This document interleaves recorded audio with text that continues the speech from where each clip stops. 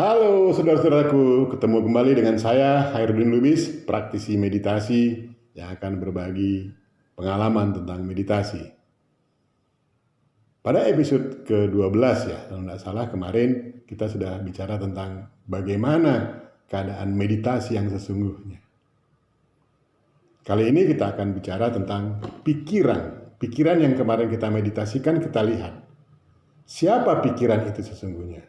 Bagaimana karakter terbentuk pada pikiran? Bagaimana kekuatan pikiran yang sesungguhnya? Apakah dia hanya fisik atau hal yang lain? Kita lihat. Pikiran telah tersadarkan. Kesadarannya sudah menjadi kesadaran ilahi. Berikutnya kita pertanyakan, apa itu kesadaran? Kesadaran adalah sesuatu yang hidup, ada, insaf, sadar, dan mengerti tentang fungsinya sebagai kesadaran. Mengerti dia ketika dia menjadi kesadaran fisik, mengerti dia ketika dia menjadi kesadaran jiwa, mengerti dia ketika menjadi kesadaran akal, kesadaran nafsu, kesadaran apapun, mengerti dia fungsi dan tugasnya. Itulah kesadaran. Jadi, kesadaran itulah yang membuat semuanya menjadi berkehidupan. Bangku tidak punya kesadaran sehingga kita bilang mati. Hewan kesadaran hewani sehingga dia bisa menjadi hewan. Kesadaran fisik. Itu saya bilang makanya fisik itu berkesadaran cenderung kepada kesadaran hewani. Tidak ada norma di sana. Fokus kita hari ini adalah tentang pikiran. Sebelum sampai kepada pikiran, saya akan menjelaskan, kemarin ada yang kelupaan. Ekstasi itu sebetulnya peringatan buat kita. Kenikmatan yang tertinggi adalah perpaduan kelamin dalam konteks hubungan badan, dan di sanalah sebetulnya kenikmatan tertinggi bagi manusia dan juga kehancuran terbesar pada manusia. Hati-hati di sana. Jadi perpaduan dua kelamin ini sesungguhnya memiliki dualisme, kehancuran dan kenikmatan tertinggi. Kembali ke pikiran. Awal mula jadi pikiran, waktu kita dilahirkan, tentu dia berkesadaran jiwa. Karena jiwa yang akan menggunakan pikiran untuk menggerakkan fisik. Sudah kita contohkan kemarin seperti mobil, sopir, dan majikan. Ada lagi pemilik mobil itu. Jadi ketika kita bisa match antara pikiran dengan jiwa kita, maka semuanya akan menjadi damai. Itu tingkat awalnya. Setelah damai, baru kita mampu menegakkan keadilan. Setelah kita mampu menegakkan keadilan, tentu kita akan mendapatkan kemakmuran. Belum selesai. Masih ada lagi satu tingkat, yaitu kesejahteraan. Itulah konsep jiwa sebetulnya, yang diraih jiwa. Mampu berbuat apa tadi? Sebelum keadilan.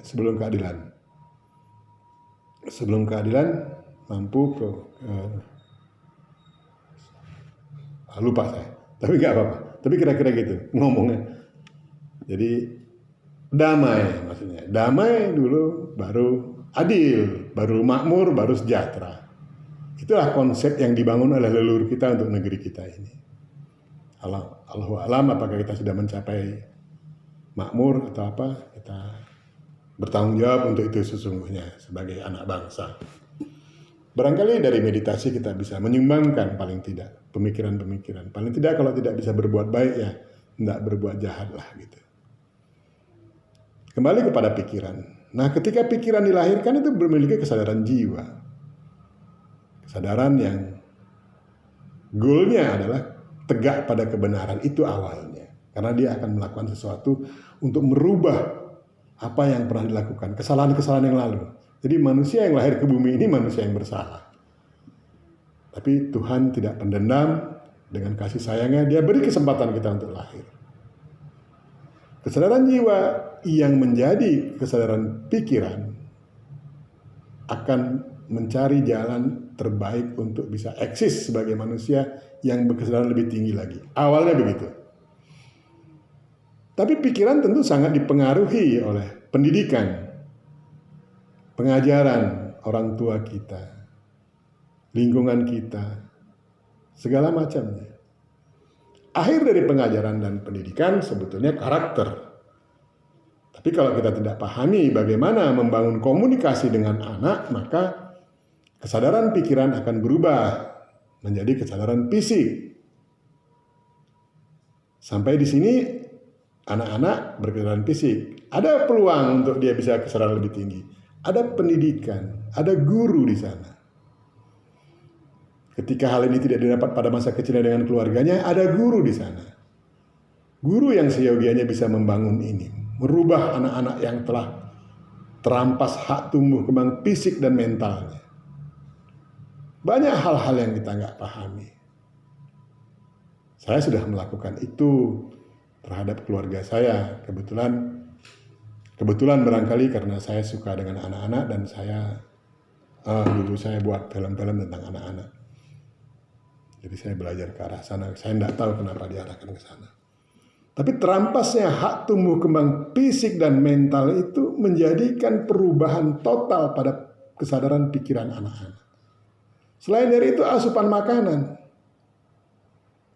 Asupan makanan yang dimakan ketika mulai kecil dari 0 tahun sampai 9 tahun itu tidak bersesuaian dengan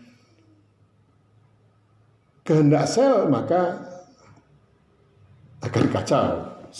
Fisik akan kacau. Pertumbuhannya tidak akan bisa semulus yang diharapkan. Tapi saya sudah tulis ini tentang buku kecil tentang petani, ibu, dan guru adalah tonggak peradaban. Dan saya sudah bagikan di Facebook secara cuma-cuma e-booknya. Anda bisa klik di sana, bisa melihat di sana bagaimana tentang peradaban yang harusnya dibangun oleh petani, ibu, dan guru. Kita lanjut kepada pikiran ini. Ada ruang yang bisa kita masuk untuk melihat seberapa hebat nih pikiran. Ketika kita menyadari bahwasanya setiap kelahiran manusia diiringi dengan rasi bintang, saya berpikir ini manusia hebat banget. Bandulnya harus rasi bintang agar dia seimbang. Tentu tidak diharapkan seimbang, karena kalau seimbang, ya tidak seimbang namanya. Justru keseimbangan itu, ketidakseimbangan itulah keseimbangan. Karena ada yang harus mengalir, harus bergerak. Itulah kehidupan. Tidak harus semuanya menjadi malaikat, atau tidak harus juga semuanya menjadi yang buruk. Harus ada yang buruk, ada yang baik. Itulah keseimbangan alam ini. Dari situ kita lihat. Terus kita lihat lagi dari mengenal akunya aku. Pikiran menjadi penting di situ. Ketika kita sadar, kita hidup, pikiranlah menjadi komando. Penting, pikiran menjadi penting untuk menjadi perhatian kita yang lebih serius. Pikiran penting. Terus ada lagi pernyataan bahwasanya apa yang kita pikirkan hari ini benar, besok belum tentu benar. Artinya apa? Yang maha benar itu adalah Sang Maha Benar. Kita belum tentu benar hari ini. Besok hari ketika hari ini kita menyatakan benar. Artinya apa? Kita boleh menyelidiki. Apakah kebenaran 1000 tahun yang lalu yang masih kita pakai hari ini sungguh kebenaran? Bukan mau klaim bahwa mereka salah tidak salah, tapi mau melihat seberapa luas pengetahuan yang tersimpan di sana. Karena kenapa? Tak cukup katanya umur kita untuk menerima pengetahuan itu. Artinya yang lalu juga tak cukup umurnya, masih ada tersisa kebaikan-kebaikan di balik pengetahuan itu, keilmuan itu. Boleh dong kita sekarang membuka itu dengan alasan-alasan yang tadi. Kalaupun salah ya mohon maaf, kita coba rujuk. Salah nggak kita berpikir? Apakah menjadi salah ketika kita berpikir? Saya pikir tidak. Oleh sebab itu saya berani memikirkan itu.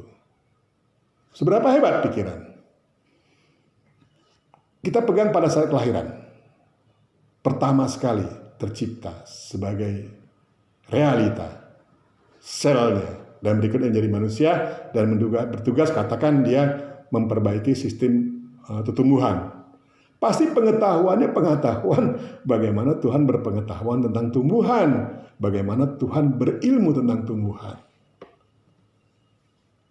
Kita lihat, Tuhan bukan penghapus, tapi pemaaf. Artinya apa? Semua data itu tidak dihapus. Kesalahan dimaafkan, tapi datanya tidak dihapus. Sehingga menjadi bahan evaluasi ketika kita akan diletakkan di mana. Artinya data itu terbawa sampai kemari. Sampai saat ini saya di sini. Ketika saya katakan lahir dulu sebagai manusia. Atau saya sebagai apapun. Tapi data itu turun-temurun terus. Terus kita bawa. Siapa yang membawa data itu? Jiwa. Karena jiwa yang akan bertanggung jawab kepada Tuhan. Melalui badan fisik dia akan melakukan. Dia berkehidupan. Tapi tetap dia yang bertanggung jawab. Sehingga jiwa menjadi kendali pada pikiran, yang mana pikiran mengendalikan seluruh aspek tubuh kita terkait dengan indera-indera dan aspek yang lainnya.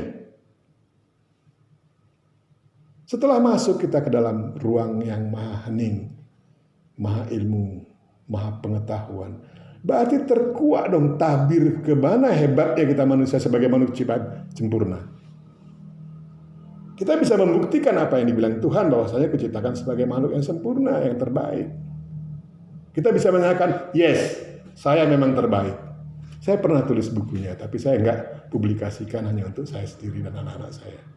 Judulnya, Aku Memang Sempurna. Kebayang nggak kalau kita punya pengetahuan itu? Tapi kesadaran kita bukan kesadaran keilahian. Setelah terbuka kesadaran ini, kita masuk, kita mendapatkan kesadaran keilahian dan terbuka pengetahuan ini. Berikutnya setelah kita hidup dalam kehidupan sehari-hari, kesadaran kita berubah, tapi pengetahuannya tidak berubah.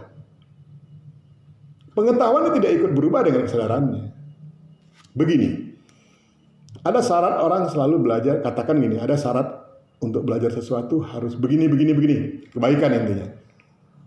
Dia dapatkan pengetahuan itu. Apakah hilang pengetahuan itu setelah dia melakukan ketidakbaikan? Tidak hilang pengetahuan itu. Kecuali dia berlebihan sehingga Tuhan akan menarik pengetahuan itu. Tapi ini akan terjadi proses. Kita lihat kisah bagaimana Musa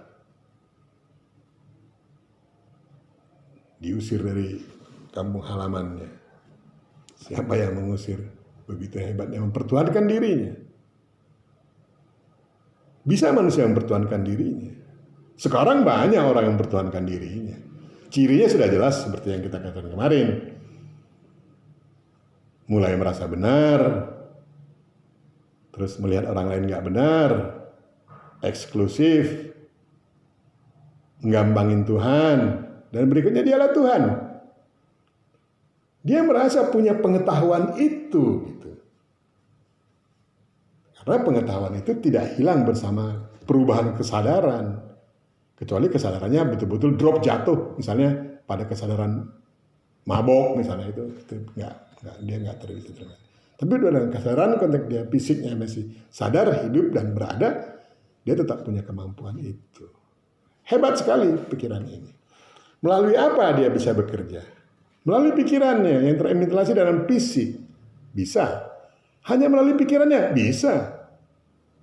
Kekuatan pikirannya bisa. Dia punya jaringan untuk itu. Pikiran kan melampaui 3 ruang. Ruang fisik, ruang jiwa, ruang pikiran. Dia bisa melampaui 3 masa. Masa lalu, masa kini, masa depan. Karena ada kelengkapan dia.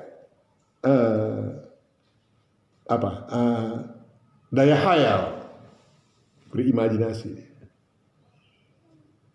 Jadi setiap unsur itu punya kesadaran masing-masing, tapi intinya pikiran yang menggerakkan mereka. Kesadaran pikiranlah yang menggerakkan akal, nafsu, ego. Bagaimana memegang, bagaimana berlari dan segala macam. Seluruh indera itu kesadarannya tergantung pada kesadaran pikiran. Jadi komandonya pikiran. Jadi sebetulnya unsurnya jadi benar kan.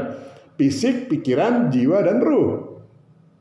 Inilah yang memiliki kesadaran yang utama. Baru rasalah hadir. Rasa hadir memang untuk menjembatani antara jiwa dengan pikiran, keilahian dengan jiwa, dan seterusnya, dan pikiran, rasa dengan fisik, dan seterusnya. Jadi pikiran sangat berpotensi untuk menjadi mesin penghancur, mesin pembangun, dan sekaligus menjadi mesin perbaikan. Hebat pikiran. Jangan remehkan pikiran, dan jangan remehkan unsur yang lain. Ego juga begitu hebatnya. Nafsu juga begitu hebatnya. Dalam artian mekanisme tubuh kita. Semuanya punya andil yang penting dalam mekanisme hidup kita. Tugas kita menyeimbangkannya. Apa yang bisa menyeimbangkan? Kesadaran. Kesadaran yang bisa menyeimbangkan. Jadi, karena jiwa lahir rasi bintang. Jiwalah yang menjadi saudara kembar pada rasi bintang itu. Kenapa jiwa dilengkapi dengan ini? Karena ada pikiran. Pikiran, makanya simbol pikiran selalu liar. Liar sekali. Emang dia harus liar, kalau enggak dia enggak kreatif. Memang kita disuruh kreatif, makanya kita diberi kehendak bebas untuk bisa memilih dan memilah, daya hayal supaya kreatif. Nah, salah satu kreativitas meditasi adalah membongkar apa yang pernah ditawarkan untuk diselidiki lebih dalam lagi, apakah hanya sampai di sini pengetahuan ini. Contoh, para filosofis pada zaman Sokrates, Plato, segala macam, karena kekangan, dia hanya mengatakan ada jiwa, tapi kita nggak tahu itu jiwa apa. Karena ada pertanyaan, ini kabar dari Tuhan? Karena kalau begitu dia pengetahuan dari Tuhan, mereka dihabisin. Jadi konsep-konsep meditasi itu dihabisin zaman-zaman dulu. Islam juga menawarkan konsep meditasi melalui tafakur dan tadasurnya. Inilah kunci ilmu pengetahuan dan pengetahuan akan ilmunya Tuhan. Meditasi. Dengan tidak melupakan konsep keberagamaan kita. Karena di sana sumber kepengetahuan itu. Melalui agamalah Tuhan menyampaikan keilmuannya dan pengetahuannya.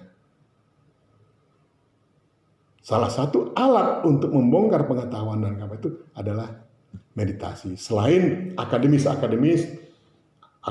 yang perguruan tinggi dan segala macam, itu juga bagian dari rancangan Tuhan untuk orang mengetahui dari jalur fisik.